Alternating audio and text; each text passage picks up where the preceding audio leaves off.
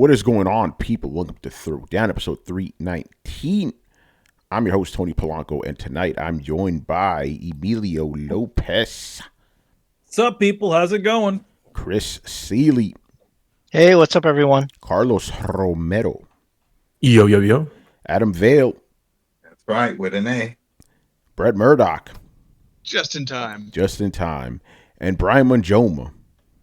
Rest in peace, Melvin. We'll be sure to send you some photos from the moon. Oh, man. Yo, what's up with Dogecoin right now, man? It's Dogecoin. Doge? Is it Doge? I thought it was Doge. No, it's Doge. Doge is the internet word for dog. Okay. Oh, really? I thought I've been saying Doge this entire time. Ain't that something? Doge. All right, now I know.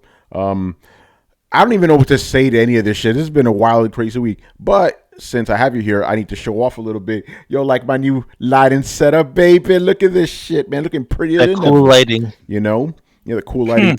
Me and Manny did all this. He did his artistry. But there's just a taste of things to come. Things will get even better looking. Your boy, man, about to look clean in this motherfucker. But you shall see. I like how it's like the sodium colors of like the dark blue. Yeah, it's funny because it's actually light blue. We actually make it. Yo, check this out. It's fucking with shit right now, son. Because I got this app and shit. Like, Brian, this is blue. Like, that's real blue right there, you know?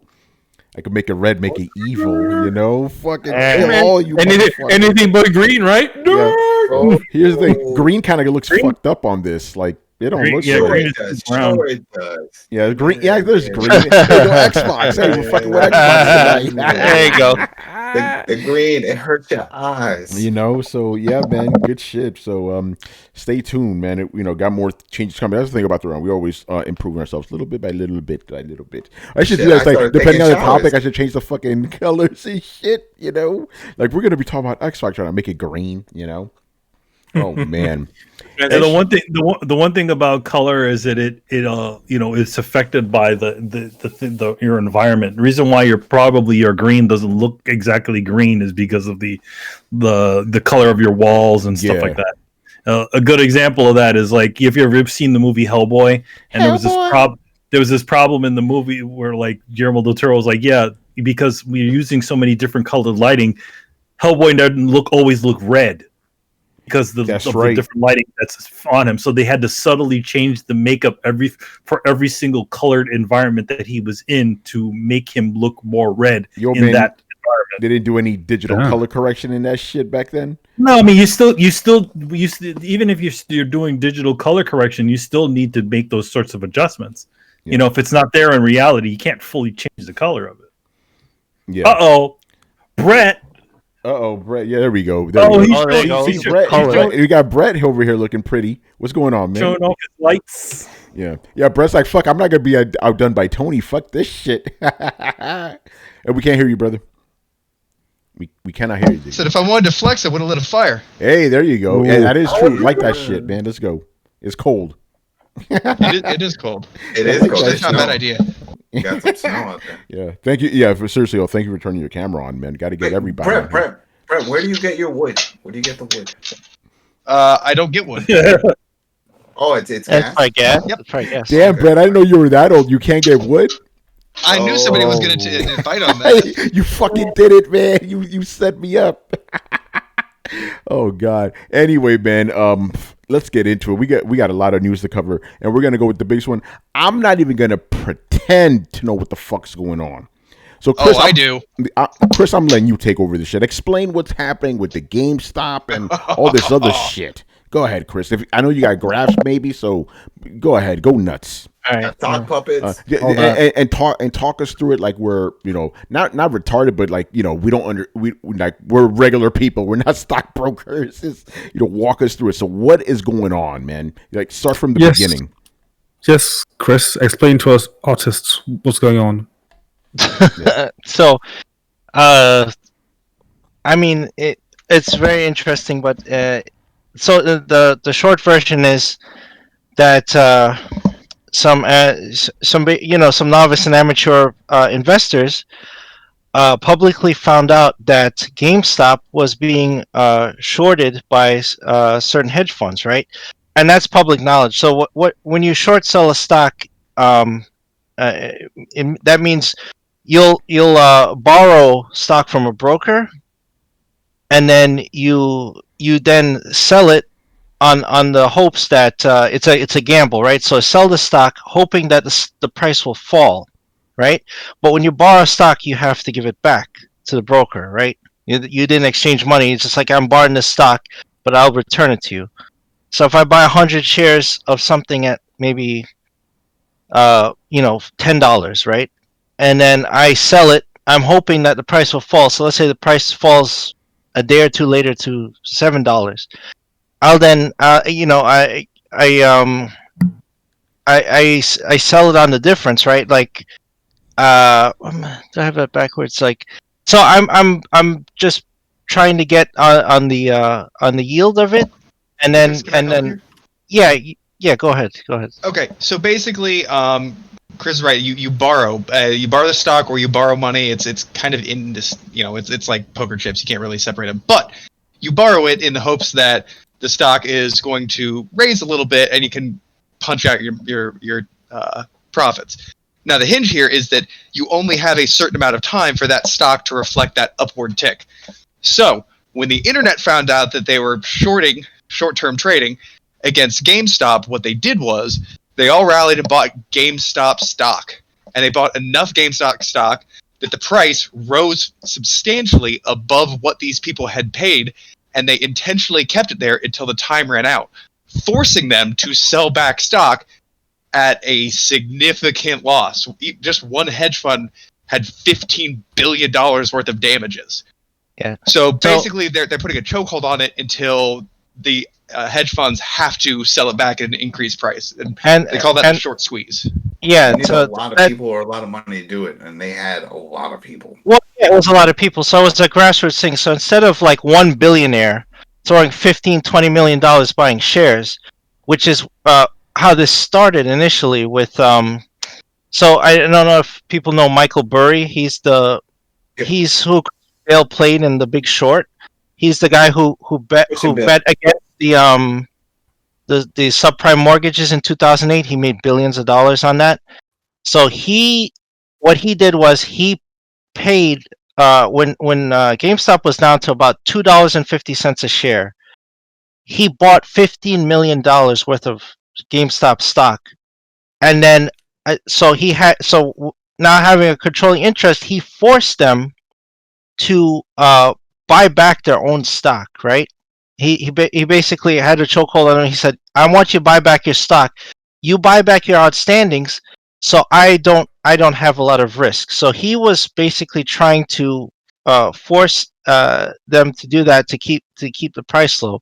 And he started doing this during the pandemic. He was basically hoping that GameStop would just crumble, like the stock would just keep going down, and he would buy out and make millions, right?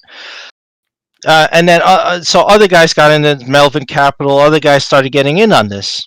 But anytime you do that, this is all public knowledge, right? So this is not insider trading or anything. You can watch this. Like if somebody shorts, like when Melvin Capital or whoever, if they short a stock, if they borrow it, that has to be public knowledge. That has to be put out there. So these guys on Reddit, these Wall Street bets guys, and they all, I guess they use Robinhood and Webull to trade, these online apps to do their trades.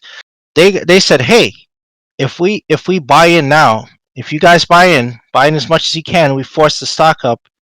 We'll not only force these guys to sell out. They have to sell out at a loss, right? And that will cause the stock to go up even further, and we'll make more money, right? Basically, they were playing the hedge fund game against the hedge funds themselves, and they pulled it off spectacularly. Now It's so beautiful. It was, and it would have been beautiful if it was really a free market and they let that ride. GameStop probably would have shot well over $400 a share yesterday. But what happened is all the hedge funds started crying foul, calling the SEC and whatever, and complaining that regular novice investors got together and basically embarrassed them. beat them at their own game. Melvin Capital, who had to have a loan from I think Citadel or another hedge fund, burned through $3 billion in a day because they couldn't cover their losses. Right, so this is how bad this was, and then the hit pieces come out. You can see here Melvin Capital. It says hedge fund targeted. Nobody was really targeted. These guys got together and said, "Hey, we could beat them at their own game." It wasn't a specific like, "Haha, let's kill these guys." No, they're like, "Hey, if we do this and we force them to sell out at a high price, guess what? The stock goes up even further, and we'll make more money." Who wouldn't do that? And everything they did was 100% legal, 100%. But you know what happened? Robinhood and the other guys got threatened by Citadel and these other holding companies, and they halted trading yesterday early. They prevented the stock from moving in either direction. Now, this is unheard of, right? The stock wasn't tanking; it was actually going up. It was inflating. So so they got threatened, and Robinhood and all these guys, they stopped it. The Nasdaq basically ordered a hold on it, and the hold was still active this morning. It's only probably this afternoon that the stock started trading again. Oh, Chris, it's gone a step further. The story just keeps getting more popcorn worthy. So, Robinhood put a hold on these things, right? Which caused some people to freak out and sell. So the stock naturally took a dive. When the stock took a dive, Robinhood decided it was too volatile a stock for them to broker and started automatically selling people's shares. Yes, I think there's a legality issue in there. They decided for their investors, their customers, basically to sell the stock for them. So people were saying that that GameStop was being sold in their name, and literally Robinhood was telling them it was for their own good, which is insane. That I've never heard of that. Unless you give some kind of power of attorney to your broker or something to do these things for you, they're not supposed to do that. But Robinhood went and did that anyway. So that's nuts that they did that. And you can see the dip that Brett's talking about is right here. It happened this morning. So when the panic happened and it started to fall, so in after hours, actually, GameStop was up to $468. So to put that in perspective, and this is after hours trading. Regular trading, I think, stopped around here. Let me see where. About 4:30. If I can get this thing to line up. It was about 347, 350, right? GameStop, I like I said, was at its base was at $2.50. And yesterday it climbed to $350. And then in after hours traded, it climbed to $468. If you invested $1,000 or $2,000, you'd be doing pretty money right now. Yeah. You have fucking invested, bro. Fuck. Yeah, you have a yield, and that's how even if you invested yesterday, not yesterday, Tuesday, right? Tuesday, GameStop was like, it started already ballooning. These guys started this, probably on Monday or so. So you go back to Monday trading, you're at $70 a share, right? But then you come to Wednesday, and you stopped at $350. That's crazy, right? But if you bought in earlier, if you had GameStop shares at the low of $250, you had a 4,800% increase in your share value. Damn. That's unheard of. GameStop yesterday had more shares volume traded than 10 days of Tesla. Wow. Right? And this is in a single day. So this broke all sorts of records. And this is why the hedge fund guys panicked. They panicked, they panicked for multiple reasons, but that's one of the reasons. Okay, just to add a bit of fun to the story, so that people can understand just how much stupid amounts of money this was. There's one guy on Reddit. He bought GameStop, I think, at around a couple of dollars, like $2, give or take. So he bought $50,000 worth of shares, and his portfolio as of yesterday, when it topped out, was at over $77 million. God damn. Yeah. So he's just laughing. Like, he overnight just became stupidly rich. and he's not sold He was yet. already rich. He gambled $70,000. Well, 50. But he gambled and won, and that's the thing, because now the philosophy is you should have seen the hit pieces. I don't even have them open. If you watch CNBC this morning, the stuff they were saying was crazy. You guys were salty as fuck. They were pissed. They were saying that these people are attacking the wealthy. They start calling them all sorts of smears. Yes, they were literally saying they should be arrested. I'm like, arrested for what? They broke zero laws. They played the market exactly how these guys play it. See, now this may change everything, because now that it's out there, now that people know they can do this, we can see this happening nonstop because of all these like Robinhood and all these apps that are available to people. We could see this for anything. Yeah, but Robinhood is now shady because not only did they halt trading and then started automatically selling, like Brett said earlier, but I didn't know this that Citadel, the hedge fund that was trying to bail out Melvin Capital for shorting GameStop, yeah, they basically own Robinhood. So they told them to stop people from trading GameStop, and they did it, right? So that's not a trustworthy thing. Like, you need if this is really like, you know, it's like imagine a casino. You start winning a few hands at a table, and somebody comes over to you and just grabs you. You're not counting cards or anything, and they just grab you and throw you out. Yeah, that's literally what this is the equivalent of, right? You don't do that. If you play a low stakes game and you make big money, and you go to the high stakes table, the casino lets you play because they want to get you back in, so they get their money back. They don't kick you out, right? Because they lose their money. Like, you still won.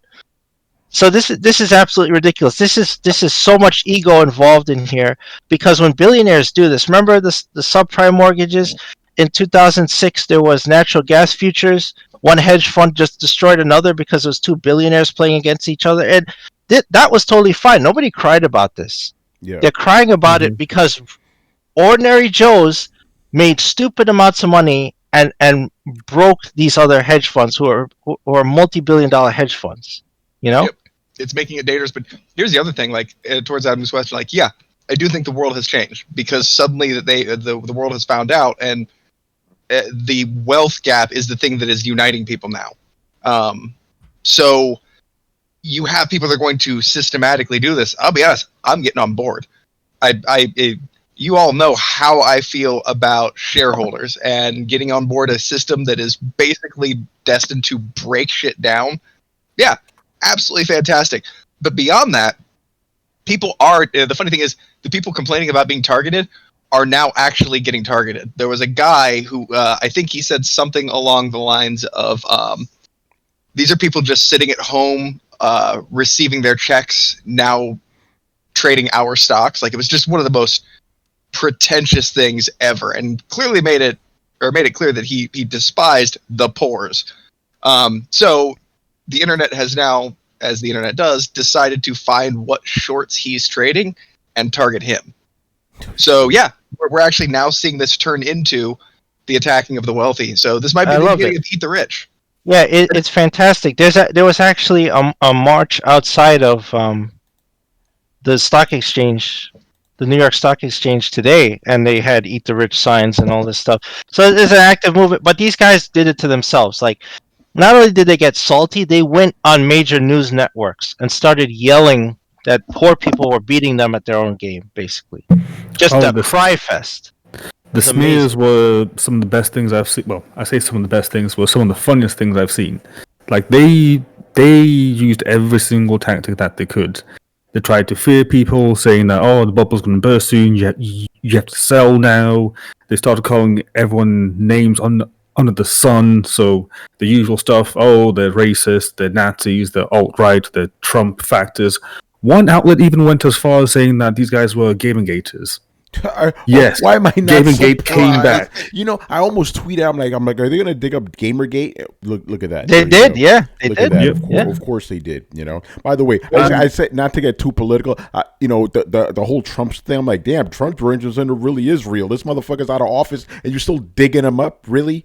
Anyway, continue, Chris. I just find that hilarious. Are we gonna get Snowball too from Animal Farm? Did he do it too? It's Snowball's fault. Yeah, it's really bad, but I do love this, and because it really stuck it to these guys. These guys were just happy that the peasants have their little investor app and they can make a little money over there, and they're playing over here in the big boy pool. And some guys got together and said, "Fuck it, we're gonna go stick it to the big boys. We're gonna play in their pool and we're gonna take their money, and we'll make some money." And guess what? They did it, and I think it's fantastic. And they should keep doing it as long as they don't do bullshit like this, because they were trying to get in on the shorts of AMC and BlackBerry, and guess what? Robinhood halted those too. Yeah. So if they see this happening, and this should totally be illegal, because this is not how the free market works. If you're gonna buy into a stock, you should be allowed to do it. And if you call your cousin, tell Mikey down the street or whatever to buy in, you start screaming, and they all buy in, and that's legal. Hey, Mike. It's sheer numbers. Literally, it's people just spending a little bit of money, just blowing everything out, and it's the perfect way to essentially take these people down. Because it's like, it's not one person. It's not, it's not just one person sort of doing it. It's literally just a bunch of people who don't have a lot pooling it all together. It's a weird redistribution of wealth. What's the I have to board say, of GameStop thing? Did anybody know? What? The what? The board of GameStop. Like, what are they saying? Where's Reggie Fils and me at, man? Yeah, I hear all the shit about the hedge funds guys bitching, but what's the actual GameStop? I don't think they're going to say anything. They still know they're going out of business. Yeah, this is not going to help GameStop in the long run. Well, I'm sure those guys are ready to cash out, because whatever stocks Reggie got on the company when he joined, that shit is going to be worth ridiculous. Yeah, that's what they're doing. The board is selling right now. Yeah, they're selling out because like GameStop's market capitalization went from something like $300 million to $800 billion. You realize they shot up into the Fortune 500 in one day. Fucking insane. So yeah, I mean, the board, the easiest thing for them to do is not say anything and just sell out, and pull that parachute, get the fuck out. It's great. It's good for them. And GameStop can just brag about this. Like, hey, our market capitalization is almost $1 trillion. Who's better than us? Like, what do they need? They didn't need to do anything for this to happen. Mm-hmm. It's hilarious. It's kind of the best case scenario for him, actually.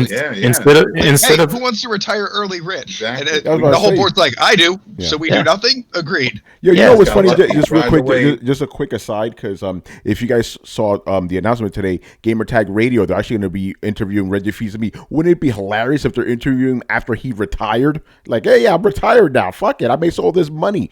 That'd be insane. And I'm sure Reggie could have already retired as is from. Oh yeah, he's Nintendo. He's good. Yeah, he's good.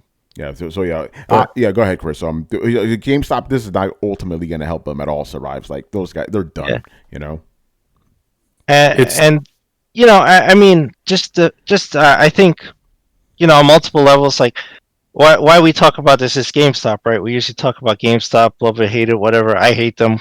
Most people do. I just wish they would go away. But this is hilarious because this is the little guy sticking it to the man, literally, right? In the broadest sense possible, and like, and this is the beauty of it. This is like using a free market to redistribute wealth, really. And they played it so well and so brilliantly, and they made so much money. And if they were allowed to keep it going, I think it would have been amazing. Like GameStop, I think would have been probably $500, $600 a share. It would have ballooned into the stratosphere. It would have been amazing to see if it was allowed to just naturally do it, if there wasn't fuckery involved and they halted the trading and stuff because these guys got panicked and started calling in every favor possible to get the NASDAQ to shut it down, which is, I think that should be illegal because that's market manipulation. They were going on the Reddit board saying, oh, you guys are manipulating the market and you're going to go to jail. No, motherfucker, how about you calling the NASDAQ and calling in favors to get them to put the brakes on that? That should be illegal. That's market manipulation.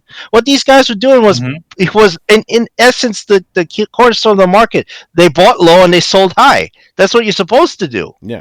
They didn't do anything illegal. Yeah, the whole analogy with the casino is just perfect because that's how it is. It's like the casino is whoever owns it is a house of the person whoever owns it. But what Wall Street and all of these stocks are supposed to be is the free market. It's supposed to be our market. So whenever we win, they're the hedge funders, all those billionaires, all those people who like to short sell those stocks, they go crying up to the people who are in power, and they enact because who's paying them off? Right, the hedge funders. It's a risk reward system, and you take a risk doing shorts, right? And you take a risk that somebody could squeeze you. Now they're used to another billionaire coming along and squeezing them, right? And they play the big games, and they can't contest with that, right? But because small guys squeezed them and squeezed them pretty bad, destroyed them, they are completely embarrassed. So this is like an ego trip on top of everything else for them. It's like, oh, poor people squeezed us. How dare they, right? And yeah, like I said, the casino, nobody stops you from. A house is not going to stop you when you're on a winning streak. They're going to put you at the high stakes table and give you blue chips and hope they can win that money back. But this is like crybaby bullshit. They got so salty they kicked them out. Like they stopped the game. It's ridiculous. Well, it's clear that the upper stratosphere of the wealthy don't believe that people of a certain wealth should even be playing in the stock market. They view it as an intrusion into their money-making playground. I have to say, the internet is a fucked up place, and I have never been prouder. The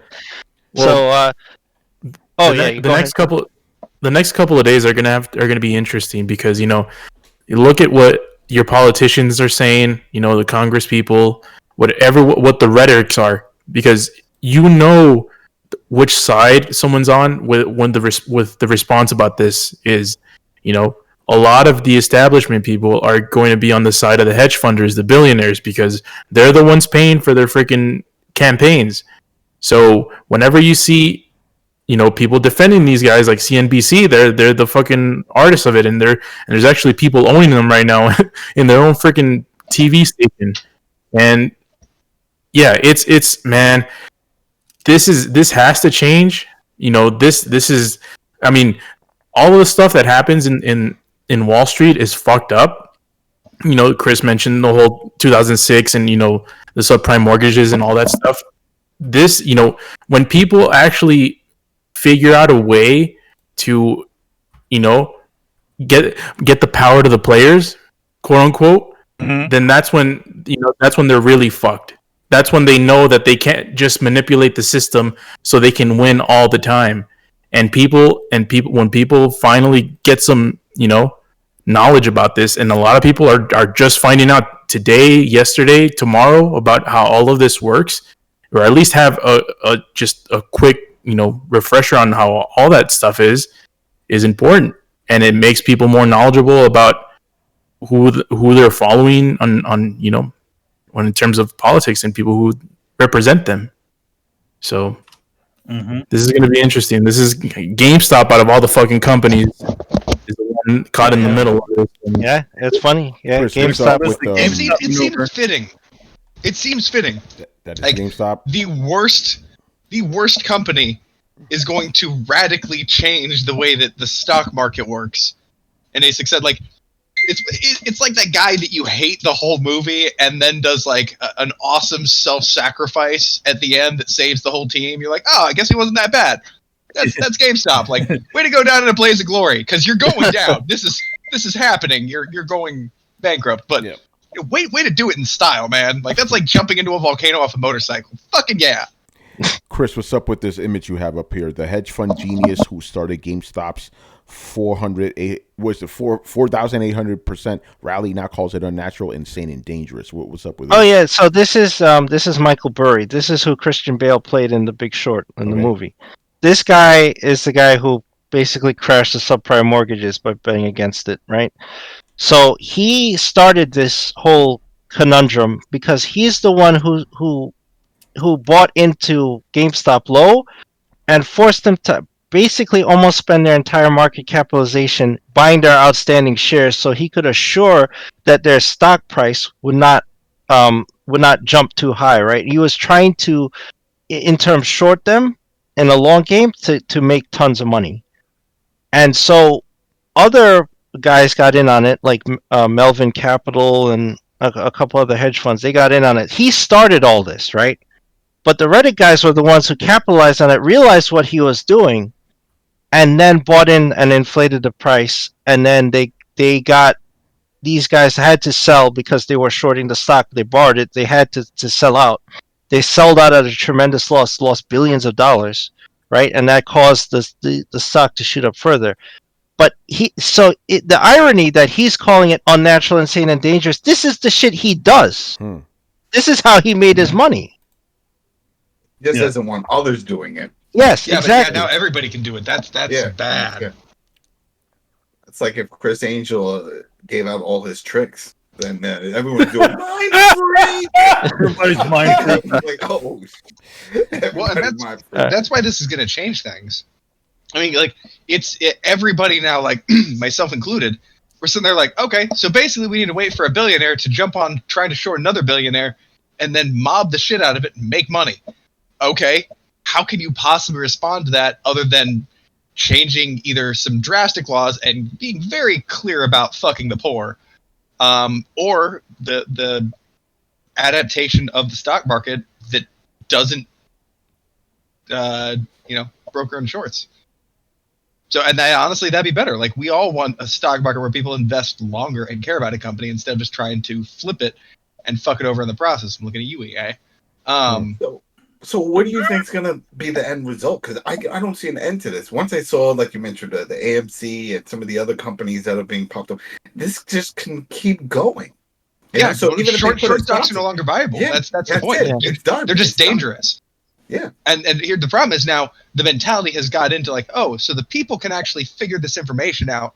It's weird. It's like everybody was individually being fucked, not quite too hard, and then somebody got fucking sick of it. And you know what? If we all band together, we could just fuck them instead.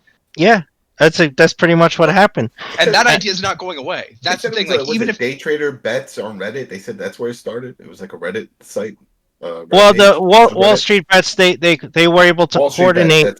Wall Street Bets, they were able to coordinate purchasing the stock. So they said, okay, what we're going to do is we're going to buy into the stock, and this should happen. So let's all get in on this, right? And they did. Nobody and saw. Nobody saw. Hold it. They said hold the stock and force them to have to return the stock. They have to sell out at this high price, and guess what? They lose, we win, right? Simple as that. That's done. These guys do this all the time, so they just beat them at their own game. That's all this was. Yeah, they said Reddit shut it down as well. Well, Reddit shut down the group. Robinhood is probably not going to exist because there's a huge class action lawsuit now. These guys are not taking this, right? And there's so much potential loss that they can sue for. Like, from the moment that they sold it, they can say, okay, well, it goes from let's say it goes from $400 to $700 per share, right? They can claim that they would have sold it at $700 and that they're suing for the difference. So there is big money in this class action lawsuit too. I hate to say it like this, but like, it's not morality based, it's money based. And when it becomes money based, shit gets serious. Yeah, it's you sue on the spread, and that's how you hurt these motherfuckers. That's how you hurt these motherfuckers, right? Because it's not about smearing them in the thing. It's literally the only real way to cause change in this world is not by protesting or other stuff. It's actually hurting the people that are really fucking everybody over by where it really matters, where in their pocket. Yeah, right. We found a way to get there, and we don't without having to storm their house. I don't know about you guys. I'm on board the next Big Short. Well, I think a lot of people on board, but it's like, will they change the rules so that you can't do that anymore? And that'd be a hell of a thing, because then you could argue that, okay, you're basically robbing everyone in broad daylight in everyone's face, like, and do you think the people will market's take that? completely rigged? No, they won't. That's the thing. If you do that, then everybody sees how the market is rigged, and you will collapse the market, because why would anybody stay in there seeing how this actually works? The curtain is open now. And they've already started the bullshit. So if they do the natural progression, and if they get laws changed in their favor, that would be ridiculous. Like, if you can short without making that public knowledge, that shorting should be illegal. Period. They should remove that shit. Yeah. But if they go, oh, we don't want the plebs to know when we're doing this, and they actually get the laws changed to prevent that, that's insane. Yeah. I mean, because to be honest, like, a lot of those hedge funds have literally just stabilized so many fucking companies. Same shit. Yeah. Like places This like is all they do. They're sharks. Places like Toys R Us. Like whenever even Disney was even flirting in that when they weren't doing so well, they were even looking at what things like that were happening with them. So it's like anybody who gets into that so exactly what you were saying, Brett, when they get into that, when the blood is in the water, that's when those sharks start coming in, and start trying to pick off the pieces. Yeah, the whole thing with the Wall Street Bets Reddit, from what I understand, it got locked down because they just got an influx of hundreds of thousands of new users that they couldn't moderate. So I don't think they were shut down. I think they just It's a peasant army. Everybody wants in on it. Everybody wants in. It's like, oh, this is what they're talking about. This is what they're strategizing. Yeah. Let's do it. Do you want to fuck the rich and get paid for it? Yep. What's the website? www. Here we go. in a world where people are losing fucking jobs because we can't do anything about what's going on right now. Oh, yeah. Manny, you bring up a good point. How much do you want to fucking bet that these people, and I've seen numbers, I think Tony posted one news article that said around $80 billion they lost in the past couple of days. Yeah. I bet billion, you, right? Yeah, billion with a B, man. I fucking bet you these motherfuckers are gonna get bailed out. Oh yeah, they are. And they are. This is how we're gonna redistribute wealth, at least for a little bit before they make it illegal. But this is literally just like, okay, we're coming and taking the money, and the government's going to give you money instead of the government, because the government won't give us money, so we're just going to fucking take it from you, and I'm sure you'll get it from the government. I got my stimmy last week, baby. $600? Yeah, yep. And I'm waiting for that Biden check too. Anyway, that Biden check is a little bit healthier, man. That's some, hey, I can pay my rent this month shit. $600. I'm trying to get myself a new PC over. Anyway, go on, Brett. Go on. I didn't mean to cut you off. Go ahead. I was just saying $600. Like, fuck you. Like that's you can buy yourself a place. Hey, that's nothing to sneeze. That's a place. That's a place. Yeah, dude. Okay. But we're going off. We're going off the rails. We're going off the rails. Going off the rails. Go back to your point. This is the social equivalent of getting a cake, cutting out a small slice for somebody, and then just taking the cake and leaving you the slice. Like the idea here is that it's portioned out, that the wealthy get this much, and then poor guy to get the fucking scraps. Hate to sound like tinfoil hat here, but it's the fucking truth.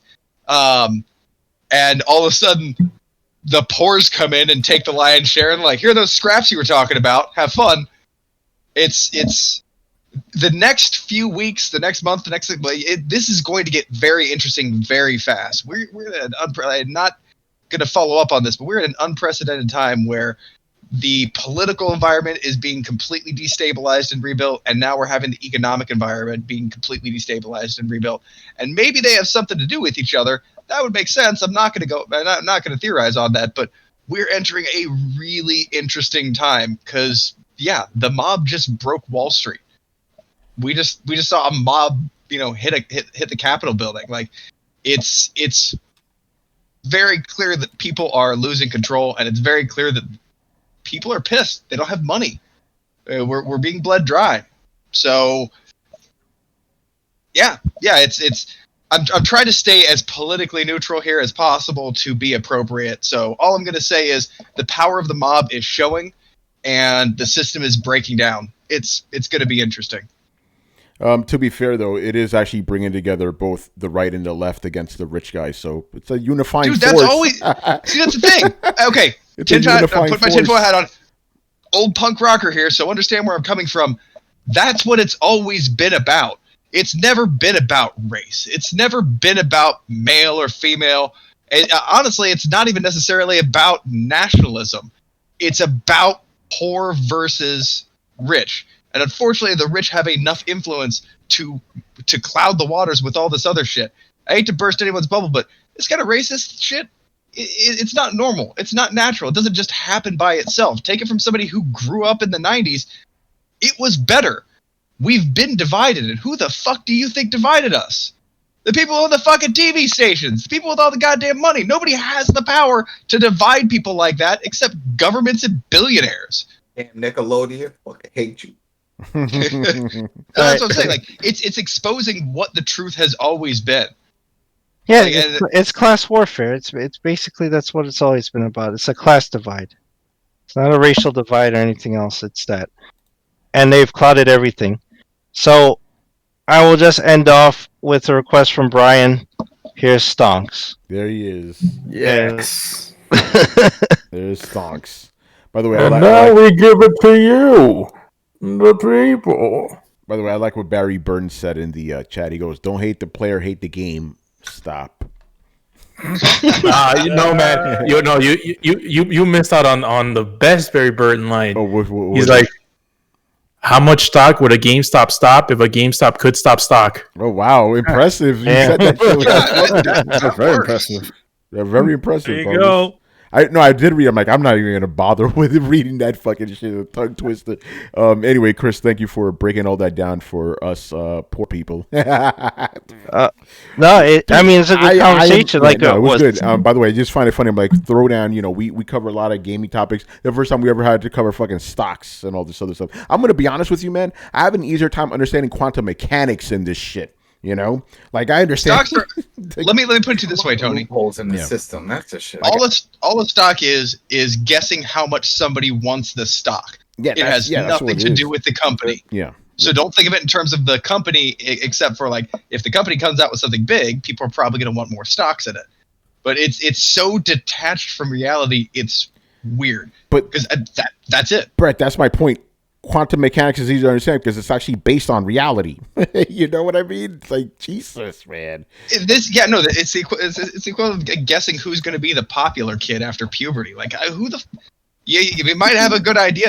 The kid with the hunchback's not going to get it, but you have no fucking clue, man. Yeah, you never know, right? You never know. Very interesting discussion. And again, thank you for breaking that down. All right, we're going to go on to another heated topic that happened this week. I haven't said shit on Twitter because, dudes misconstrue words, but now I'm finally going to get into it. We got to talk about our boy Ninja. He's causing controversy again. So he was...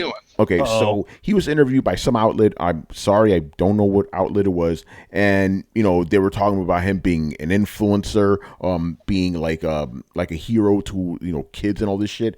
And he basically, and they were like, how come you don't talk about, certain social issues, because of your influence or whatever. And apparently some people were saying some shit in his comment section. So he says that it is not his job to parent other people's kids, and it is not his job to teach his audience about racism and white privilege.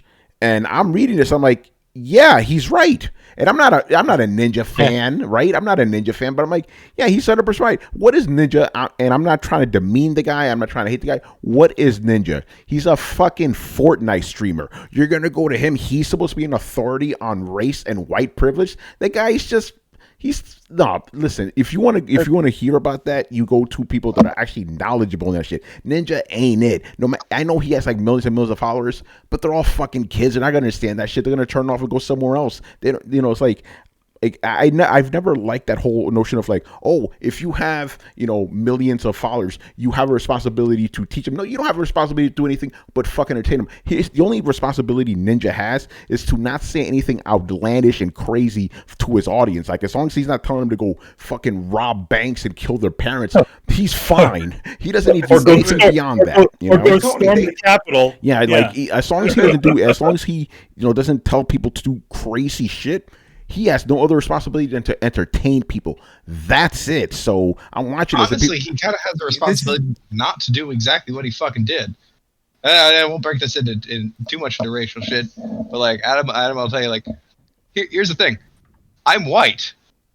I'm in a nice room. I can't say anything about racism because I'm privileged and white. It doesn't matter how much I worked for this shit. It doesn't matter how much, like, this could be inside a trailer, right? Like, you don't know what the outside of my house looks like. It could be this in a bedroom, but this looks nice. Got to be aware of the optics. I'm white in a nice looking place. Don't say shit about race. It's that fucking simple. Yeah, that's it. It's like, dude, you're not the authority on this shit. By the way, Brett's actually in a studio right now. You guys don't know if you turn the camera around. He's actually in Hollywood right now. It's all a movie set. I think. But by the way, I need to say this real quick. Right? The reason I didn't talk about this is because I'm just being real right now. A bunch of my peers that I work with 100% disagree with me. They're like, no, since he has all this influence, he has to do this. So I'm like, come on, get out of here. That's ridiculous. Okay, so he's supposed. Let me finish. He's supposed to stop his show and just start talking about this stuff. I'm like, I'm sorry, and if this sounds racist, whatever, I'm not gonna pay a pasty white dude from wherever the fuck is. He is not credible to talk about that shit. He really is not. See? That's why you don't say anything. Adam knows better. But we've seen all this even with music. Whenever a band with metal or punk or whatever, and they get a big following, like all the parents put their pitchforks up. Oh, they need to say things positive to the kids, and they can't be doing. It's like once you have an audience, this is what's expected. Yeah, why? We saw with PewDiePie because of an audience, because they were like, well, if we can't talk, they're not listening to us, but they're listening to you. If a parent is having trouble with their kid, and kid storms off in the room and then jumps on their iPad or whatever and jumps on to watch some Fortnite or whatever, they're hoping that person is telling them good things and not telling them like what Marilyn Manson did when you played one of his songs back. Remember, it's like, fucking run away. Your parents don't love you. And he did the whole shit. He's like, that's what they think I'm doing. I'm gonna fucking do it then. So it was funny, but we've heard this before. We've heard this a million times. Remember Charles Barkley? He got heat for that shit too back in the day, where he said, I'm not a role model. People got mad. It's like, I'm not a role model. Yeah. Let me explain it to you. Like, I don't agree with it. I'll make that fact right now, but I understand the opposing point of view, and the best way I can put it is Oscar speeches. Okay, like that's honestly probably where this whole idea started. People used to go up on Oscar speeches, thank the people that helped them make the movie, thank the people that helped support them personally, act appreciative, and then leave. Okay? Not Marlon Brando. This is, again, growing up through the 90s when shit got all weird and changed for this fucking post-2000 shit. At a certain point, people started arguing that because they have the stage, because they have the platform and all the eyes are on them, it is good time to shed light on a charitable or credible cause that doesn't have enough weight to garner attention by itself. And that was seen as charitable. And then it became seen as almost obligatory, like we see now. At this point, if you don't talk about something fluffy and nice, and you just go up and say something like, I'm against racism. Okay, cool, that helped. But it's about using the platform. Think of it like you give somebody a sword. They have that sword. It's kind of their responsibility to use it if somebody attacks a town and they're the only person with a sword. So I don't agree with it, again, but that's the argument. And when you're trying to understand it, that's I understand it. That's how you finally walk yourself to the fucking, it's your responsibility to do this shit. Yeah, no, by the way, I should say I fully understand where they're coming from. I just think it's stupid. That's it. I understand the other side. I think it's dumb. That's it. just to add to this, Go ahead, I Chris. think it was the New York Times that interviewed him. Of course, the New York Times trash fucking website. So that's where that started. Yeah, that's a rag. What did Torrance call him? Fish wrap journalists? Yeah, there you go. I think it's weird that you would think that this guy would be an authority on any of this stuff. If anything, I mean, to be honest, why? Yeah, go to somebody who's actually an expert, who actually has dealt with it, who's actually had to deal with a lot of stuff. Ninja's not the guy, you know. Hey, listen, we're talking about plugging stuff real quick.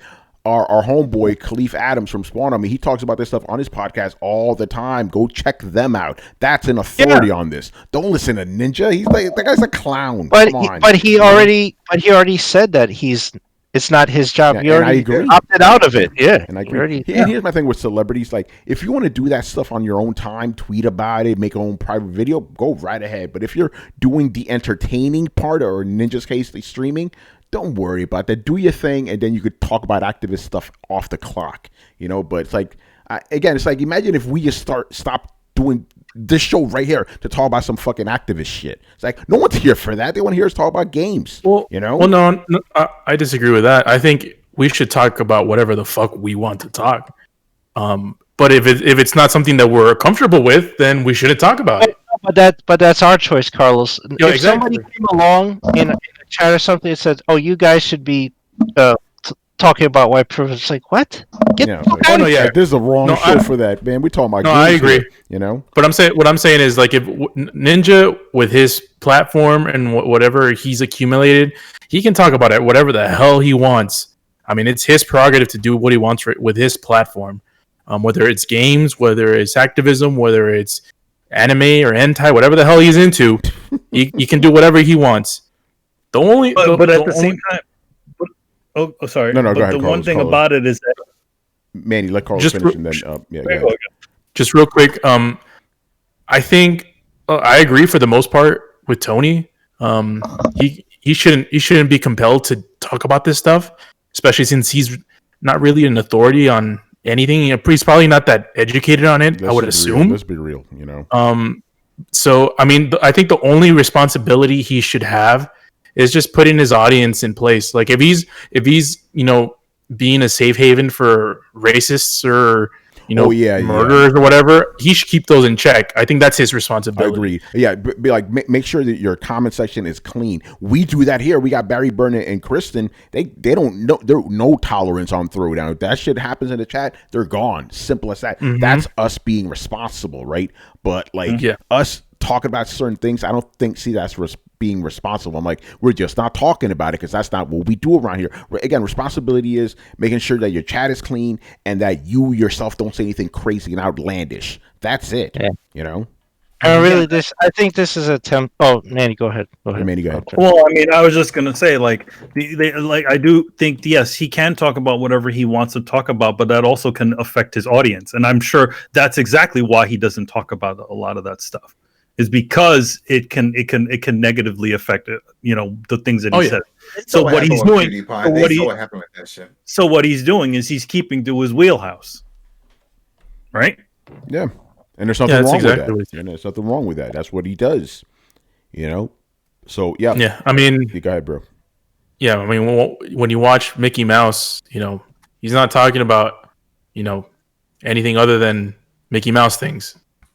And that's what Ninja is. He's his own version of whatever a Mickey Mouse is in the gaming sphere, in the streaming sphere. And video games. That's it. That's all he wants to do. Not everyone. Officially, he doesn't want to keep playing video games. He wants to expand, but he can't. Oh yeah. It's all like we good. Sorry. We all place a sort of responsibility on, or we have this kind of notion that everyone is as intellectual, or everyone's as well versed, or everyone's as well educated as you are, and not everyone is, man. You meet some of these people, and I'm not saying Ninja's dumb. He's a fucking millionaire. You don't have to be smart to be a millionaire, bro. Well, yeah, that's true. Yeah, you can bet on GameStop for a couple of thousand. You know, but like, not everyone is adequate or is as educated to do this stuff. And some people they just have their own lane. And as long as they're not hurting someone, and as long as they're not throwing propaganda towards a bad cause, then I think you should just let them be. That's it. I don't like having the. I feel like there's always a round robin of kind of like a social justice litmus test for major influencers to bend the knee to, and I feel like he just is in the bullseye because this happened before. Yeah, it did. I mean, he made a comment, and they were asking him why he doesn't play against female gamers, and he's like, look, he's like, I'm trying to avoid problems with that, all right? Because what are they going to say if he's like one of the top Fortnite players? If he trounces female gamers, they're going to call him sexist. Yeah. Right? That's a trap right there that he's trying to avoid. So they tried to pin him on that before. The reason why he gave the reason. He said the reason why he doesn't do that stuff is because he doesn't want people to associate him with them as a sort of shipping and couples and stuff like that. So he doesn't want that to affect his marriage. That's what he said. Yeah. And again, that's his right. He shouldn't be forced to play with anybody, Yeah. And again, I'm not trying to defend this guy. I don't give a fuck about Ninja, but I see something wrong here. I got to call it out, It's crazy. Understand. Like, I understand when somebody goes and gives a big spiel or something like that, and an argument always erupts about, whether people want to hear that or whether it's intrusive or whether that they should be responsible for the platform. Where are we getting, I think the important question is, where are we getting this cry that demands that people utilize their platform? Like, that's kind of taking that idea to the nth degree. It's kind of like Chris says, it's this weird hoop that you have to jump through. Yeah, and it comes in cycles. Like in the 80s, it happened to metal. I mean, they marched Judas Priest and Ozzy Osbourne into a courtroom and blamed them for the suicide of a kid. Yeah, right? Yeah, Kennedy's had to go through the same shit. Yeah. So in the 90s, the parents group went after animation cartoons. They changed the laws. They passed laws that you couldn't show. You had to show educational TV after 3 p.m. So we lost afternoon cartoons that we grew up with because the parents group went, we don't want the kids watching this shit, right? And that, what did they do after that?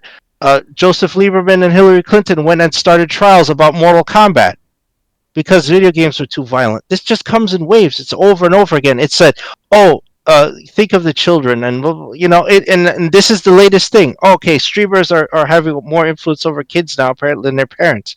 That's because I think most parents today are fucking lazy. Yeah. And you put your kid in front of an iPad and stuff, and they're watching Ninja, and they'd rather listen to him than you. And they're like, "Well, Ninja needs to be a better role model. He doesn't need to do shit. Why don't you pull the iPad away at a certain time and be a parent?" Yeah. How about that? Give him the iPad and then tweet the creator, "Hey, teach my kid about racism. You teach him about racism. You're a parent." Yes.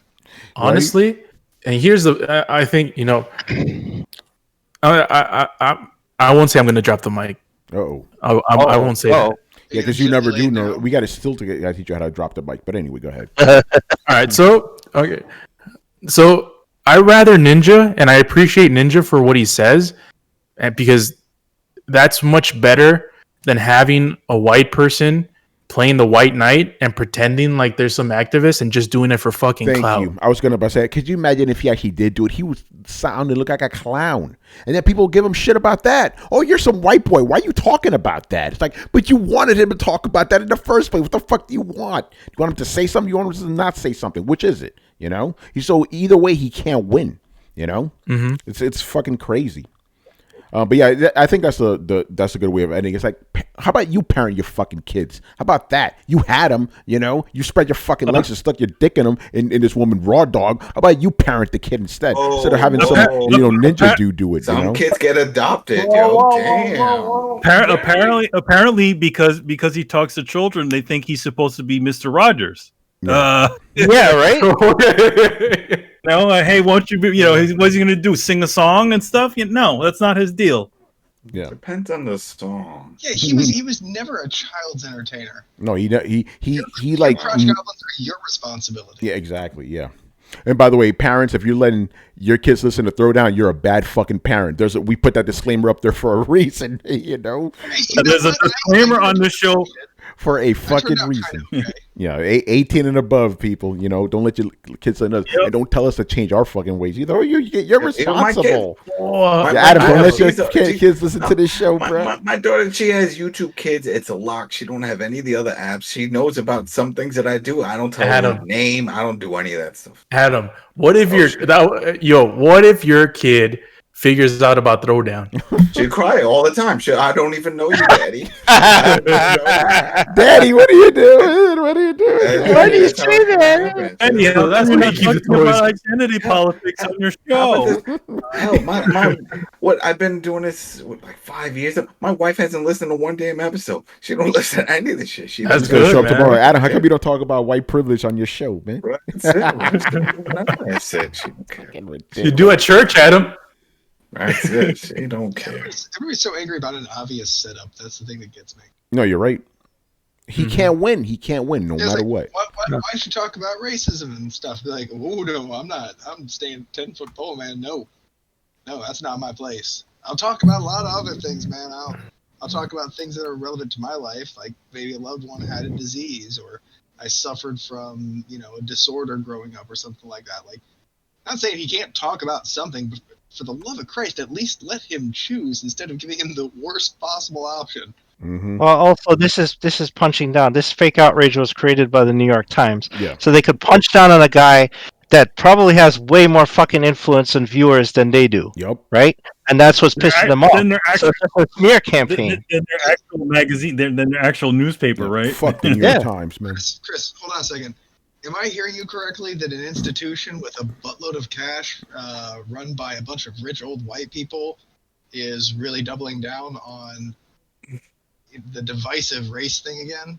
It's amazing. It's like you said, the rich old white. How about you talk about white privilege in your fucking paper and stop bothering this guy who's playing Fortnite for a living?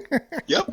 Oh, man. All right. All you're doing is making people angry at somebody who loves to play video games. Like, there's no malice here. Like, I'm not a fan of Ninja, but like, seems like a good dude who just wants to entertain people and have a good time. Like, there's nothing terribly wrong about it. I wish him no ill. Yes, like I agree with Tony. However you make your money, right? Yeah, leave this guy. Let this guy live. He just wants to live and play video games. That's his right. Stop bothering the fucking man about this, and stop blaming him for the ills of the world, like he calls racism. That's what they do. Jesus. It doesn't matter. Wherever the kids go, that's who they attack. Remember, it was comics for many years. Remember, comics was the fucking the root of all evil. Tradition of the innocence. Adam. Yeah. Adam. Yeah. Do it. There you go. Gotta have something. Gotta blame something. Gotta blame something. Always gotta fucking blame. Always gotta do something. Music, TV, toys, always some fucking bullshit. You know what? The world is fucked up. People need to just accept the fact that it's fucked up, and kids are gonna find shit. That's it. You can't shelter them, and you can't bitch if somebody is not pushing whatever morals you want on them. It doesn't work that way. That's it. All right, man. Let's move on to like actual gaming news. All right. So, by the way, this is something we didn't. Not this particular incident, but we talked about this before when we covered, Activision and Blizzard merging. We were like, "Yo, watch until Activision's tentacles start just eating up Blizzard and other companies." It's already happening. So, Vicarious Visions, one of Adam's favorite companies, is being merged into Blizzard. So now they're effectively Blizzard staff. So they're not going to be working on Tony Hawk's games anymore. None of that. So, Adam, since this affects you directly, what's your take on it, man? Oh, no, man. Well, Blizzard's all fucked up. I mean, we see everything that's going on over there. So all I could do is hope for the best. That's it. I don't know. I don't know really what to say, because it sort of reminds me of like whenever we would see EA gobble up one of the small studios. I'm like, all right, well, what's going to happen? And we see what happens. They all fall apart. Everything falls apart. So I don't know. It's just got to. It's funny because they're getting gobbled up by the being folded into Blizzard itself, and they have been making games that have been doing pretty well. Well, I think the last Crash game didn't do so well, though. No, it did. Right? The remake is that? Did they work? on They worked on the trilogy. They did the remakes. Oh, okay. Yeah, no, they they're did not. very well. They're not the one that did Crash 4. Crash 4 did pretty well too, but I think Crash 4 was another. But they did Tony Hawk. They did the Tony Hawk one. That did very well as well. Yeah, I mean that's the only thing that really upsets me, because then it's like, well, I thought we were gonna get 3 and 4 because that's what Somebody else do it now, you know. Yeah, well, if they carry the code, then I'll be okay. I don't want them to reinvent the wheel. Like, well, we're gonna change this and do that. No, everything was fine. That's the best Tony Hawk that we've ever had. Just copy that shit over, spruce up 3 and 4, because that's what they were talking about. Like, if this one works out, which was Tony Hawk 1 and 2, then they'll come back with 3 and 4. And I was like, oh, great. Then we'll have the whole collection right there. So that's the only thing I really thought about. But who knows? That might be already done. That could be canned already. I mean, it's just sprucing things up. So who knows? So another thing to know about Vicarious Vision is that they're not being moved. So they're probably just going to be called like Blizzard North or something like that. Yeah. So they're not actually moving from Albany, New York. So they're actually upstate New York. Tony's been there, actually. Yeah, I have actually. Yeah. So that's what's probably going to happen. It's just they're Blizzard employees now. Mm-hmm. Insane. That's crazy. All right, not much more to say about that, but again, we told you. We told you, man. It's a slow process. As soon as stuff started going a little sour with Blizzard, at the Activision side started weaseling in and pulling in. Like, here's a bigger question about Blizzard. How much of the original Blizzard staff, the people that made all your favorite titles, are still there? I don't think anybody's still there anymore. It's like BioWare. It's like the same thing we talked about with BioWare. Same shit. It's like, how many people like, oh, they don't make the games like they used to because the motherfuckers aren't there anymore. It's different people. It's a bunch of unrelated people saying, yes, we know what the world of BioWare was. Wait, when the fuck were you hired? Last week? Mm-hmm. You don't know what BioWare, the DNA of BioWare was. You weren't even there for when it started. Yeah, I mean, unless they were hardcore fans of the series, of the games and Diablo and stuff, but well, obviously, whoever was doing the Mass Effect game obviously was not that big of a fan of Mass Effect because they totally fucked that up. Yeah. That's all right. So there's that. What's up? Go ahead. No, I was just gonna say, it's like I just hope that, because it was odd, because I was like, well, Tony Hawk made so much money, it was a huge success, and to see something like this happen, it's like I just can't imagine that they would just risk screwing that up, knowing that they're gonna get all these people that are interested in the Tony Hawk 1 and 2 to come back for the second one. So I'm hoping that that's already canned and done, or they're still gonna be allowed to work on that while they're just still connected to the Blizzard side. We'll see. They could be folding them in to do something Blizzard specific. Well, that's what they said. They're going to be working on Blizzard games now. Yeah. So because they seem to be good at remastering things, right, or reimagining things. So my guess is that they might throw them onto a classic Blizzard title to kind of spruce those up. Maybe we'll finally get the StarCraft one. What was it called? Not Ghost. I don't think they're going to go. Yeah, they're not going to do that. That game is dead. Dead forever. I think if anything, if they're gonna, because they seem to be interested in going through old back catalog. I mean, what if they had them do a reboot on Diablo 1, something like that, like something that was a big franchise, but they don't want to put a lot into it. So they'll put it on mobile. No, I don't think Vicarious. I don't think Vicarious Vision will do a mobile thing, but I think that what they'll do is that they'll slap them onto a big franchise, but doing a remaster of something from Blizzard specific. So I don't know. What if they already did a new StarCraft? They already did a new what was it? World of Warcraft. I figured they'll probably stick them onto something else to kind of spruce up and do. Heroes of the Storm. Yeah, maybe we'll work on that. Dota. I don't know. Wait, Dota's not them, right? Dota's not. No, it's not them. The card game. Shit, I stopped playing years ago. Hearthstone. Hearthstone, yeah. No, Hearthstone makes too much money for them to have them jump on that. No, but I mean, port that over, because a lot of people are like, shit, they should put this on Switch. That'd be awesome to play it on Switch. I mean, I was like, you play it on your phone. They could theoretically do that, but I don't know if they're going to be giving Vicarious Vision any sort of big control anymore. They're not going to be doing any. Well, then again, they're just merging all of them, so it's going to be. They're not even going to be an independent entity anymore. You know? Oh no, I mean, again, there's not moving the studio, so they're still somewhat independent, but they're not going to be able to. They're not going to be. They're probably just going to be answering. Just a branch of Blizzard now. That's all. Yeah. It's kind of like the way Rockstar, has different branches all over the place. They're all Rockstar, but they're different. Parts of it. So like it's kind of like that. Yeah.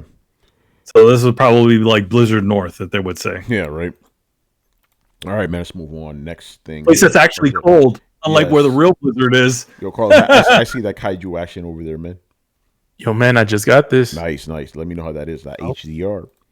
All right, Pacific Rim for you guys listening at home. All right, moving on. Okay, so this is funny. All right, so upcoming Warner Brothers games will seemingly have a heavy focus on live services. So here we go with the bullshit. Oh boy, here we go with the bullshit. I mean, you say here we go with the bullshit. But we already knew this. The announcements that they already made, those were all multiplayer games.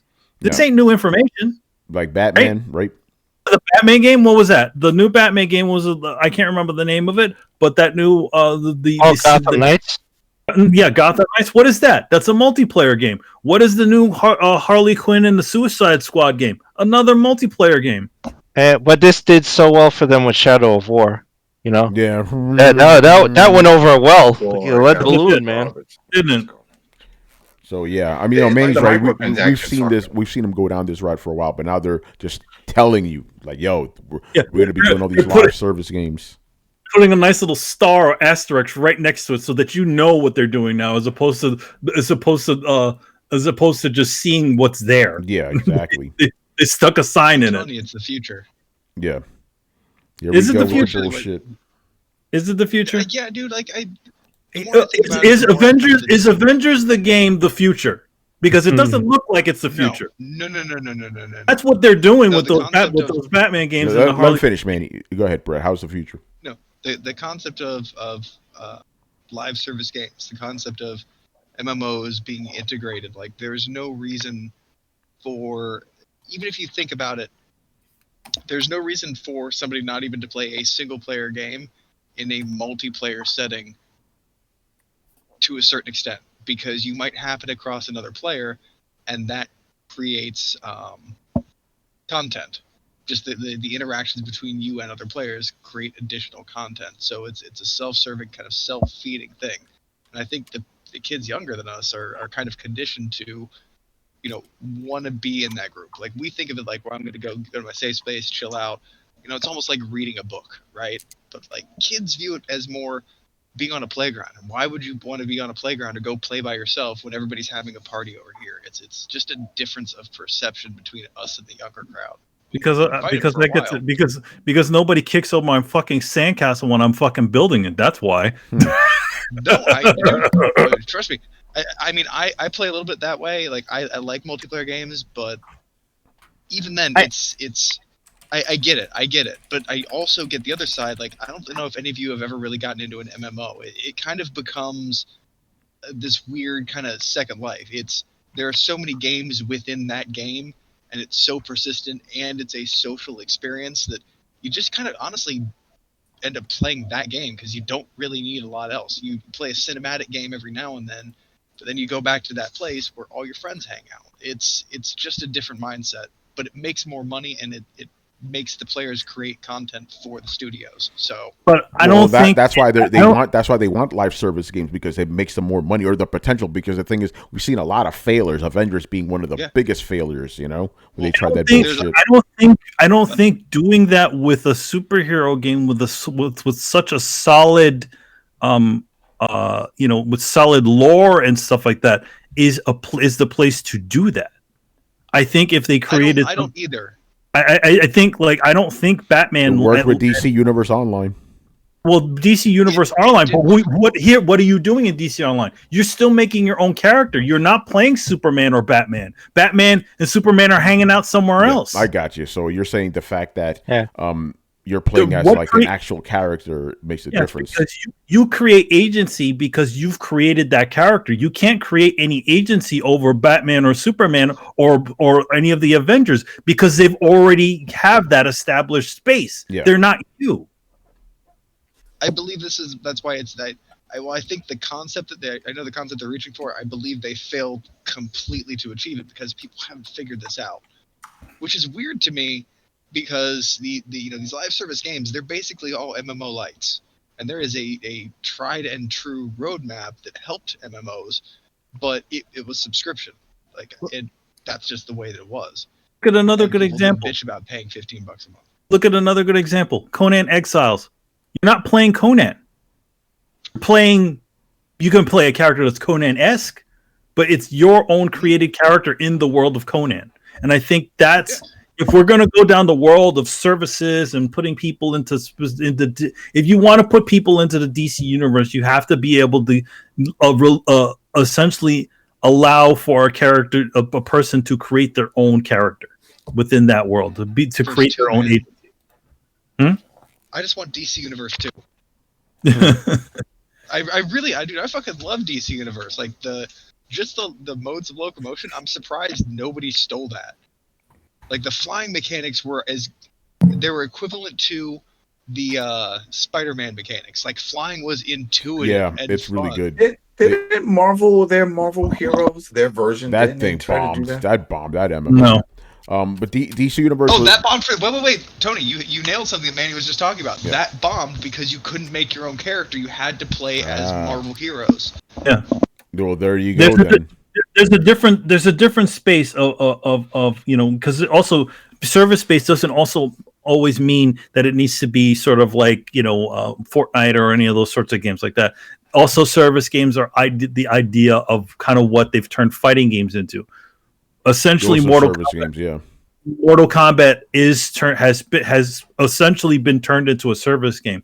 But what they do is with each edition that they do, they give you more stuff. Like, okay, now when you get this new update, you get like 10 new characters, you get a bunch of new costumes for some of your old characters, you get maybe an additional story modes for all the added new characters. So you have something like that, and that has sort of proven to be a sort of effective service based thing. Doesn't work for every single fighting game, but I think it's for at least Mortal Kombat it's worked because because of who they choose to put into it. You want to play fucking Rambo, you want to play RoboCop, you want to play the Predator or Freddy, whoever else they want to put in there, because they give you that little that hanging fruit for there. Like, oh hey, look, it's Freddy. There you can play him. Got all the Ninja Turtles, stuff like that. Yeah. All right. Anything else you guys want to say? Go ahead. I'm actually slightly different compared to you guys because I think it could work. I'm not saying that they should. I'm not saying that it will be good. All I'm saying is that I think that it could work if they approach it from the right point of view. Because if you already look, what's the right point of view? Well, again, this is coming from a guy that's played 2,000 hours of Warframe. Warframe is pretty much a live service game, and it's been sustained for over 7 years plus.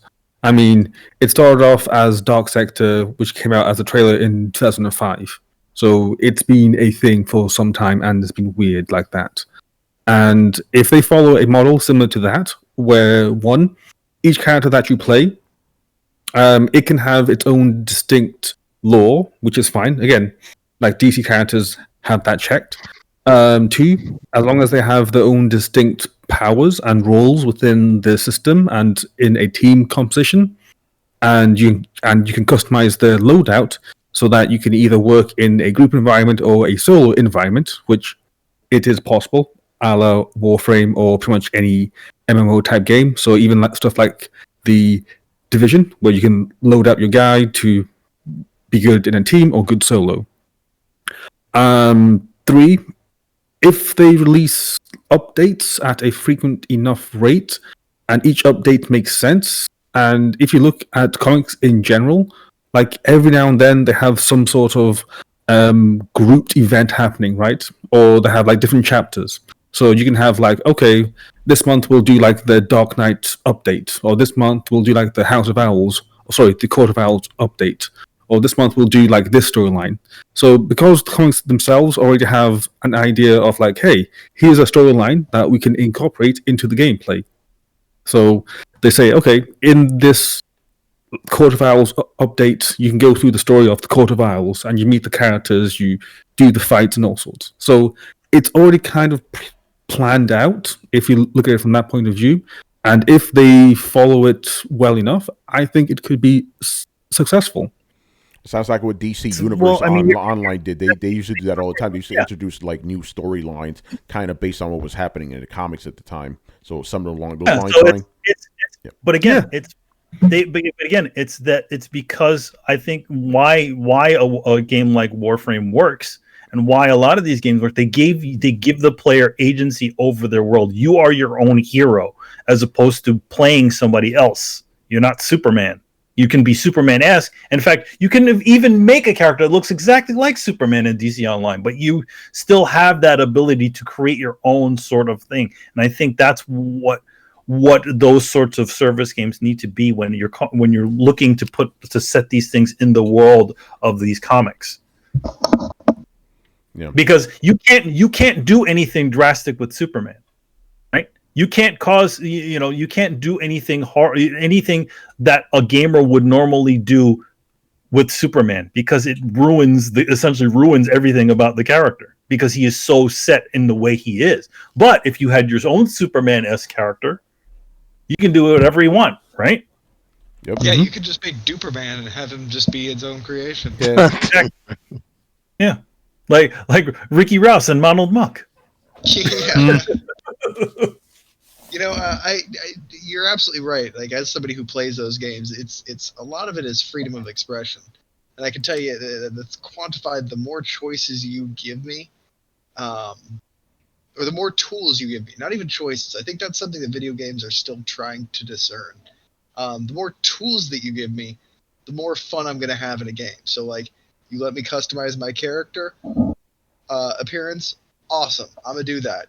You let me customize my class, cool. I can do that. You let me customize my stats individually. Okay, awesome. We're getting into some old school RPG shit right here. And there's middle grounds, like, you can have branching things. Like, I don't like being constricted in any of it. And then on top of that, if you let me build shit, oh man, I'm hooked. Like, the ways I can have control over my character and my environment definitely make the game way more addictive. I even remember in DC Online, to support Manny's point, there are quests. You go play, Quest is one of the classic heroes. Do you remember that, Tony? I don't know. Like, I just remember you could play as the heroes and the villains, and you could do some shit with them. Yeah. There were things that, you're like, oh, you're playing this quest as Batman. Nobody liked him. Nobody played him. Yeah, that's right. Yeah, they did introduce those later on. Yeah. Just to get this out, my problem with DC Online is it never fucking ended. I'm like, where's the end of this? Like, it's just gonna keep going, and that's when I had to drop it. When I realized, oh, there is no ending. It just goes on forever. I'm like, I can't get down with that. Would that have changed? The model of those. Well, hold on, Brett. Your question? Would that have changed if it had a clear cinematic storyline like KOTOR does? You mean with an ending? Yes. Yeah. KOTOR has an ending. Like, you can keep playing after you've. Well, KOTOR's not an MMO. Yes, it is. KOTOR? Or excuse me, SWTOR. Oh yeah, that's the other reason I didn't. I'm like, no, I'm good. I'm not playing these endless games. I didn't know it had it. I didn't know it had an ending. Like, each class has its own Mass Effect-esque storyline with branching endings, based on the choices that you make. So yeah, it's like playing a Mass Effect game. Okay, that's good to know. Again, when I'm playing a game, I need to know, okay, what is the goal I'm working towards, so I can finish this and then move on to the next game. These service games where they just go on forever, that destroys my notion of what a video game is supposed to be. It's like it's supposed to have an ending, so something I could work towards. Yeah, well, and this is more and more why I think that we need to go back to the old model of just subscription. And it doesn't need to be forever. People like Tony would play a lot of, like even Warcraft had like a main quest, and the idea is that the main quest line will take you from level 0 to level 60. And in doing so, you'll do, quests, you'll do dungeons, you'll do all kinds of stuff. Trying to get your level up high enough to hit the next zone. There's a little bit of classic, grinding to the next zone so you can continue the storyline. And then you hit it, and you can unsubscribe. You can pay $15, just play the shit out of it. Well, you can rarely probably take out all the content in just, a month. But 2 months, you play the main thing, you top out in the in your quest line and your level, and then a lot of people just retire. And then there's a lot of people who stay on and do the same dungeons in harder mode to get ever better quests. And that's the only thing that Destiny replicated. That's the thing that kind of pisses me off. Destiny replicated the end boring part of MMOs. I was never an epic dungeoneer. Or, raids are fun, but not 60-man raids. Fuck you. That's way too much of a commitment. But that's the part they copied, where everything just gets repetitive and the same and kind of harder. But no, most of them have a distinct storyline. Well, they used to. And microtransactions, they do a different thing. It seems like they're always trying to sneak money out of you. And even when you do buy a microtransaction, you're like, oh, that's a really cool helmet. It changes nothing, but I like to have it. You buy it, you're just like, man, I know it was $3, but I kind of feel bad just supporting this at all. I'm one of those people where I have more, extra cash. I get a big tip, and I'm like, cool. Well, I can, grab a video game or something like that. So I have more time essentially, or money than time, even though I don't really have that much money or time. So I'm one of the people that, in theory, would buy these microtransactions. So let's figure out where I was going with this. I'm the one that's aimed at, and even I'm like, this is fishy, this is suspicious. If I went into one of these games knowing okay, I'm going to give myself a $15 a month allowance just to buy cool cosmetic shit and everything like that, I'd probably enjoy it quite a bit more. So there's the perception of how you're spending the money. But I honestly think $10-15 a month, something like that, and it feels like you have this evergreen game that is actively supported, that feels like it's constantly throwing you surprises at parties. I've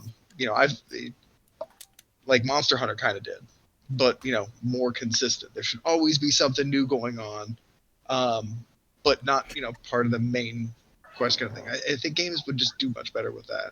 I know that was a long ramble, but we need to bring back subscription based because the results are better. Right. I mean, yeah, I just think that here's the thing. I don't think it's necessarily a bad thing, but I also think in the DC department, it's not the best of places to sort of try to create an experiment with that sort of idea. But granted, I think the reason why they'll do it is because it has that sort of recognizable characters in it. So the attracting factor. Oh, it's a DC world. It's the Mortal Kombat world or whatever else they got.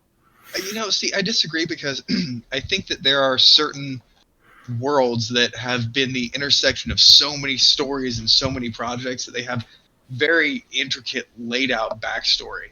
And I think people want to see or be in that world just as much as they want to see the characters. When people were playing DC, it wasn't oh man, I got to play as Batman. It's I got to run around Gotham. Yeah, well, no, it's those icon. I'm not saying that that's not a thing. Those iconic places are there, but I do think that having those sorts of if you're making everybody be Batmans or people in the Batman universe is not it's not the way to go.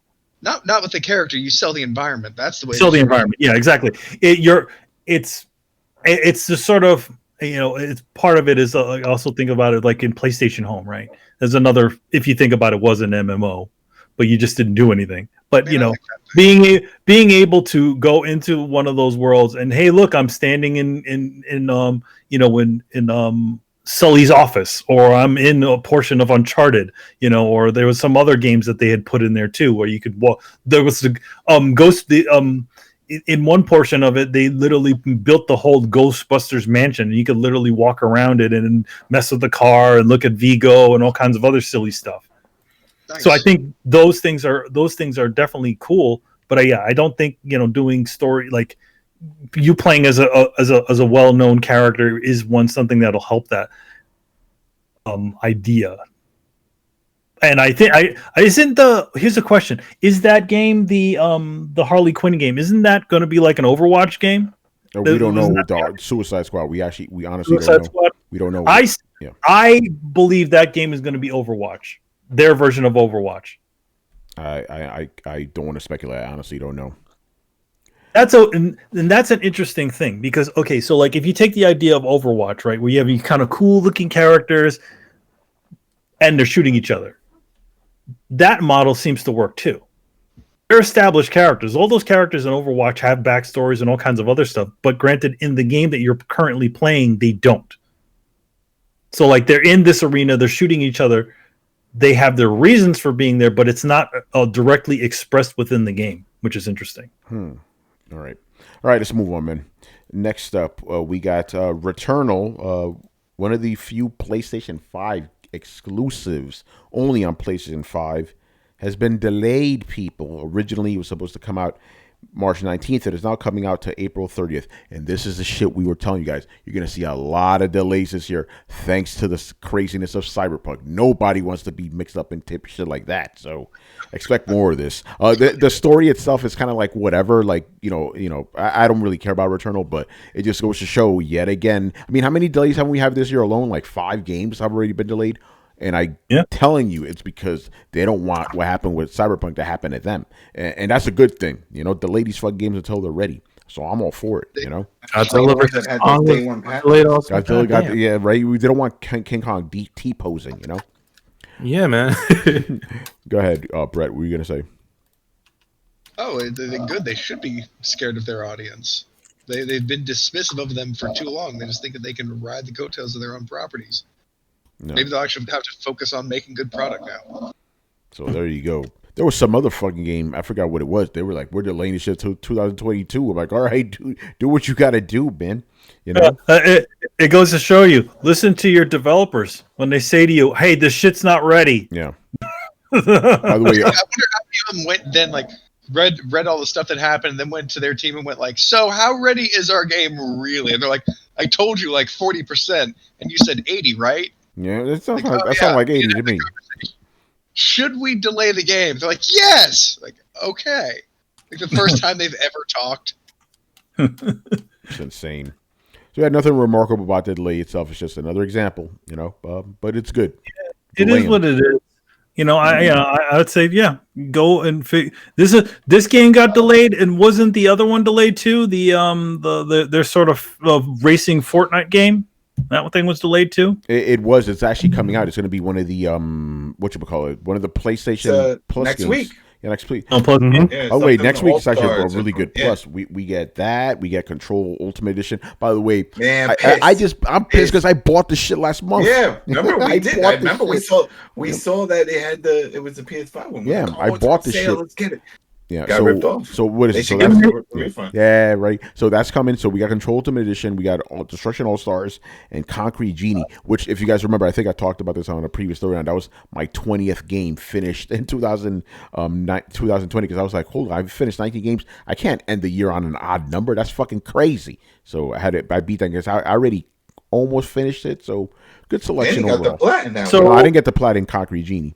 Manny did. Oh, Manny, you never played that shit. Didn't? I don't even play that game. What are you talking about? No, it's another Manny. No, we ain't no another Manny. How many cousins you got? Manny. There can be only one cousin Manny. I've killed them all. Yeah. Oh man. All right, and the last story of the night here. Okay, you guys remember Bleeding Edge? Yes. See, the only guy. Exactly. I was the only one that played it. Wait, I just said yes. No, Manny, I said you were the only guy. That's my point. Nobody remembers this fucking game. Played it. Yeah. I remember it. Yeah, but it's one of those games you have to think like played it. Yeah, it's like the first thing you'll be like, this Cliffy B game. No, that's not right. Ninja Theory. Yeah. So yeah, Ninja Theory's only MP game, multiplayer game, has effectively been canceled. Nobody played it, And here's the thing. I'm just going to say this right now. I am not against the studio stretching their arms or legs or whatever, trying something new. But Ninja Theory, they're known. I was about to say Team Ninja. I was going to fuck that up. But Ninja Theory, they're known for being a narrative focused studio, right? That's what they do. So this shit was kind of destined to fail, and it did. Just like Cliffy B's fucking game, whatever the fuck it was, something Heights. I'm also going to say this. Radical Heights. Yeah. I'm also going to say this. That was the second one. That game was unremarkable. That Ninja Theory game. There was nothing generic, about that, man. It was generic. Again, like if we're talking about Ninja Theory, usually there's a certain art design. It feels a certain way, right? It feels like a Ninja Theory game. It feels like a Ninja Theory game. What the hell was that shit? It didn't even it's like, I get it. You want to go a different direction. You want to go, but there is a certain sort of wheelhouse, and I feel like if that game was the combination of Senua's Sacrifice, all those sort of medieval sort of ish games like they make, like Senua's Sacrifice, A Journey to the West, Heavenly Sword. If it felt like any of those three titles, I feel like it would have probably been a little bit more unique rather than just Yeah. By the way, the setting doesn't even have to be like the past. Think about it. DMC, Devil May Cry, they made that. That's a Ninja Theory ass game. You could tell right away. It feels it has that feel to that their games seem to have. Yeah. So Bleeding Edge gone. Obviously, it wasn't Bleeding Edge because it led to death. Yeah, we could have told you this years ago. I think we did tell you that years ago. Yeah, we did say something along the lines of like, "Hey, what the fuck is this shit? Come on, guys." But I'm gonna say this: I'm sure that game didn't cost them a lot to make because they seem to be all in about middleware sort of titles, right? So my guess is they probably spent a modular amount of money developing that game, so it probably doesn't hurt them too bad if it just goes bad. Yeah, right. It was announced at E3 2019. That's not that long ago. No, it wasn't. Damn, that game really came and went. No, it literally came under the radar. It did they're like, and then not long after that they announced the whole acquisition, right? It was around that time, yeah. As a matter of fact, that was their first game for Xbox. Ain't that something? Yeah. And remember, the theory was that they made that game to satisfy Microsoft because it's multiplayer like a Microsoft game, but that was bullshit because obviously the game had to have been in development before the acquisition, Yeah, they don't just like flip that out in just like 2 seconds. No, but then again, with these multiplayer games, maybe they did. I don't know. It's like, what do you do? You just throw a bunch of motherfuckers on an arena and let them go nuts. But no, the game was probably in development before that. I'm sure that's one of the things that they sort of sold Microsoft on it. Like, okay, we got this thing that we're working on, this Bleeding Edge game, and then we got, we're in the beginnings of working on Senua's Sacrifice 2. Yeah. By the way, shout out to Ivan 3DD. I think that's Anchorman, I believe. What's going on, man? What's up, Anchorman? Anchorman. He's a man with a plan. He's the Anchorman. All right, I think we're done here, people. Manny, you have anything you want to plug? What just came out? Oh, wait, hold on. I got visual aids here. Visual aid. The visual aid guy. Visual aid guy here. Just came out, hot off the presses. Immortal Wonder Woman #1. Is that?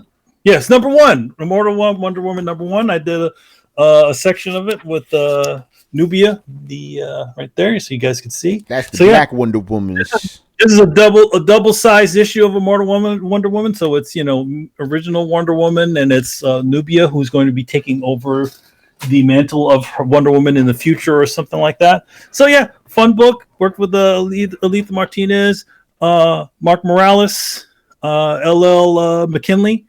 Really cool stuff. We got, and I think that's part of the Future State thing. In fact, I'm all over Future State because me and Kari did covers for the Aquaman book starring Caldor, not to be confused with the store. Yeah. Hey, motherfuckers outside New York don't know Caldor, man. You don't know Caldor. Yeah. So yeah, we both did covers for that, and then we got some other fun stuff happening up in the future. So yeah, if you're interested, go check out Immortal Wonder Woman #1. Good stuff. By the way, real quick. Okay, so Ivan is actually Young Savage. My man, that dude's been with us forever, man, from YouTube. What? Thanks for joining us on the Twitch, baby. Good stuff. Adam, man, you got anything to plug? Nothing yet. Soon, February, So Berry. So February. The Febbies. You got some Mets paraphernalia on, man? Adam? Is that like a Mets? Wearing a New York shirt. Yeah, Mets, right? No. What the fuck? Oh, Zoo York. I thought it was the Mets. I saw the orange and blue, Zoo York. All right, when man. they were still New York, I don't know where the fuck they're. Nike wound up bought them, and then I think they sold them. Zoo York, damn. Yeah, man. That's crazy. All right, man. We're done here, people. So make sure you follow us on Twitch and Twitter.